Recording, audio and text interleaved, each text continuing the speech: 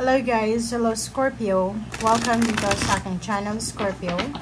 Alamin natin kung anong messages, vibration, gabay, energy para sa lahat ng Scorpio. Ito ay general weekly tarot reading. So, pwede kang makaresonate, gamitin mo yung intuition sa panonood. Okay, it's number 3 and number 6 and number 6. Okay, Scorpio. Tingnan natin dito sa baraha mo. Nakikita ko siya dito na posibleng yung mga Scorpio, marami silang mga maririminis sa linggong ito. Marami silang maaalala aside their past relationships. Okay, yung mga karelasyon nila dati or yung harmony na to is parang sinasabi na merong Scorpio na masisettle yung emotional differences ng magkakarelasyon. So, for example, palagi kayo nag-aaway ng karelasyon mo, ng pamilya, ng kaibigan, or ng kanino man, sinasabi sa'yo dito ng baraha na masisettle siya. So, magiging harmonious ang linggong ito. Makakatanggap ka din ng recognition, appreciation, rewards, awards, success, victory, parang ganun. Bonuses, or 13-month pay, or payouts, payments, parang ganun. Next is memories of love. Nakikita ko sa'yo dito, Scorpio, na marami kang maaalala sa nakaraan. Okay? Okay, so dito, Scorpio, sinasabi na yung memories of love na to is parang if marami ng kapamilya ka na nawala dito sa mundong ito, na nasa spiritual world na sila, maraming alaala sila na posibleng maaalala mo na pwedeng lesson yung makukuha mo. Yung parang maalala mo yung sinabi sa'yo ng lola mo, lolo mo, o ng sino man ito. Pwedeng ex or pwedeng kung sino man siya. Okay?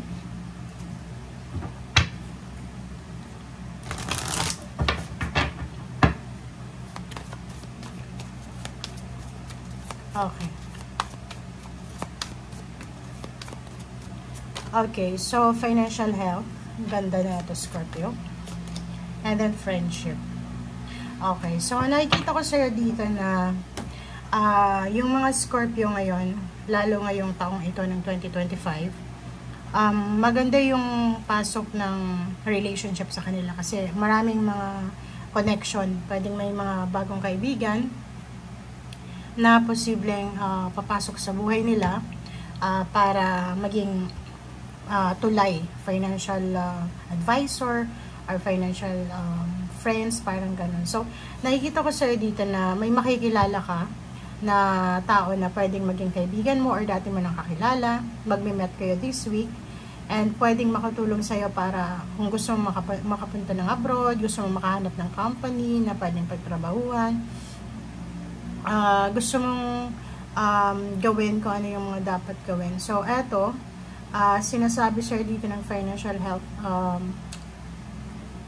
card na to na yung financial health mo, yung foundation, yung strength niya ay yunti-yunting magiging strong talaga. Yung parang lakas na. Yung kalakasan ng financial mo, yunti-yunting nagiging stable. Or stable talaga siya sa linggong ito.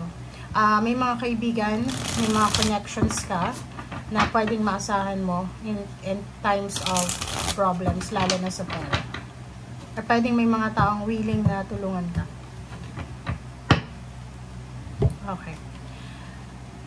Ace of Cups. Anong Ace of Cups is happiness.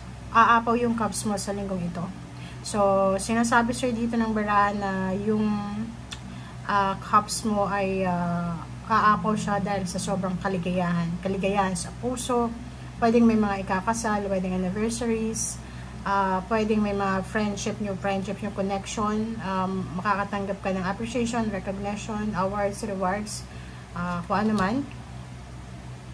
Nakikita ko na maiintindihan mo yung mga nangyayari sa ngayon. Nakikita ko rin na kung ano man ito na blessings na matatanggap mo, balita, information, communication, ngayong linggong ito, maiintindihan mo kung bakit nangyari yung lahat.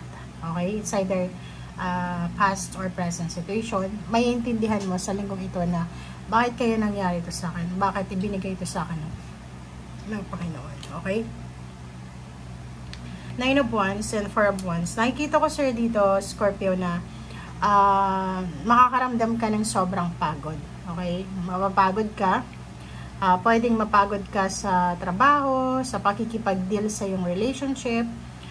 Pwedeng mapagod ka dahil nag-aasikaso ka ng kasal, or pwedeng pagod ka sa pakikipag-usap sa iyong kapamilya, sa iyong asawa, boyfriend, girlfriend, kung sino man. So, nakikita ko yung 4 of Wands. Meron ditong magpapatayo ng bahay, nagpaplanong mag-travel back sa country or mag-travel back sa kanyang probinsya, nagpaplanong bumili ng sasakyan or bumili ng bahay at lupa. Parang ganun.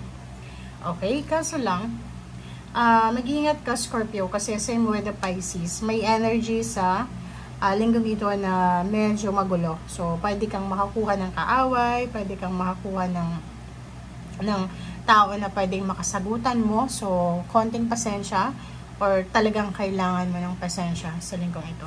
Okay? So, nandito yung victory and success is recognition, rewards, awards. Ito yung double confirmation na to. So, sinasabi na may iba sa inyo na makakatanggap ng bonus, ng appreciation from your employer, from the company, from the community. And yung 6 of Wands na to is sinasabi dito na on the way na siya. Okay? Pwedeng yung anak mo malapit ng graduate, malapit mo nang mapagpatayo yung bahay, malapit ka ng exal, malapit ng mga anak. So, ang dami-dami ditong kailangan i-celebrate. Good news, worth celebrating to. Okay? Okay. Next is 9 of Pentacles. Yung 9 of Pentacles nito is same din dito, na may financial wealth na posible kang mahahawakan. Yun nga, yung foundation ng money mo is sobrang strong. Maganda yung foundation niya. Merong promotion, strong foundation. So, nakikita mo to, ang ganda. Kasi, in terms of success, sinasabi na parang ikaw yung pinaka-highlight, ikaw yung napaka-taas ng posisyon, or ikaw yung pinaka-mataas na lahat ng tao nakatingin sa'yo. And itong 9 of Pentacles is financial wealth din to. So, may mga wini-wish ka financially, pwedeng regalo, or pwedeng bonus, or 13-month pay, or kung ano man siya na posibleng matanggap mo ngayong linggong ito. And yung Emperor is pwedeng yung good health, good communication with family, organization, yung parang yung lahat ng decision mo is nakabase sa iyong puso at isip, parang ganon. Managerial position, higher salary increase, higher position, parang ganon. Okay, ang iba naman sa inyo dito is posibleng makakapagpahinga sila sa mga stressors nila, makakapagpahinga sila sa pagod, or kung ano man na nararamdaman nila dito sa 9 of Wands na yan, ay posibleng makakapagpahinga sila. So, may time sila this week para mag-rejuvenate, mag-relax, mag-purify, mag-detoxify. And 3 of Wands, nakikita ko siya dito, yung pinakahihintay mo, Scorpio, na linggo or araw ay dumating na, parang ganon. So, nakikita ko yung family celebration, nakikita ko yung reunion ng family, nakikita ko yung most awaited moment mo na andito na. Nakikita ko yung pinakahihintay, pinaka-aasam-asam mo na okasyon, pinaka-aasam-asam mo na tawag dito, relationship, communication, reconciliation, or anything na related sa emosyon. Yung iba din parang yung pinakahihintay na kasal, pinakakahintay na panganak, pagbubuntis. Kasi yung happiness, yun yung parang matagal mo nang minamanifest or matagal mo nang hinihintay. Okay?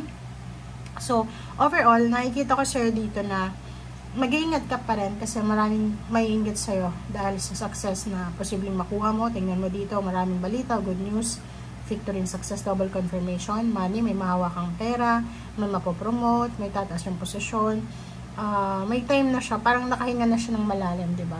Tapos na yung mga negativity sa buhay na, tapos na yung mga stress niya, tapos na yung mga worries niya, parang ganun. So, medyo kalmado na siya. Okay? So, thank you guys for watching. Bye!